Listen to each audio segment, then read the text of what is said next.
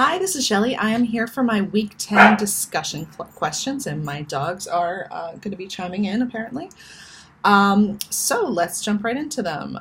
Question number one. Of course, I lost the tab. If descriptive analysis do not demonstrate functional relations, and if there are questions as to their validity, why do behavior analysts use them? Descriptive analysis play a very important role.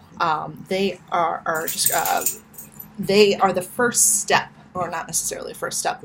They are the step that you need to take before you conduct a functional analysis. What they do is help you take a step back from the environment, put everything into basically to operationalize what you get from the information from caregivers and things like that. You're able to operationalize what is aggressive behavior, what is maladaptive behavior, et cetera, rather than just using labels, essentially. And then from there, you hypothesize, you leverage those, you identify the stimuli in the environment, and you leverage them to put together a hypothesis for your functional analysis. And then you conduct your functional analysis, which will actually show you whether or not your descriptive assessment or your descriptive analysis was accurate. They do play a very, very important role.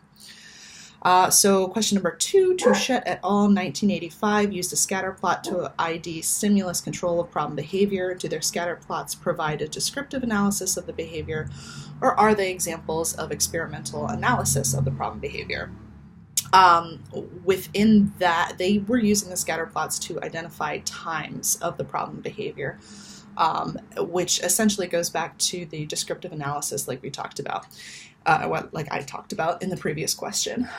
Essentially what they're doing is they're identifying, they're using the times and the places to help hypothesize about identifying the variables that might be holding those contingencies in place for problem behavior. In the Mace and Lally 1991 article, non-contingent attention was provided to decrease bizarre speech. What were the results of this intervention, and how did the results confirm or not confirm the finding from the functional analysis? So this article is great because it kind of put everything together. Essentially what they did is put together a descriptive analysis for this bizarre speech that this the client was using. And they hypothesized that it was escape from task and attention-seeking behavior. Once they actually went forward with the functional analysis, the treatment essentially was providing non-contingent attention.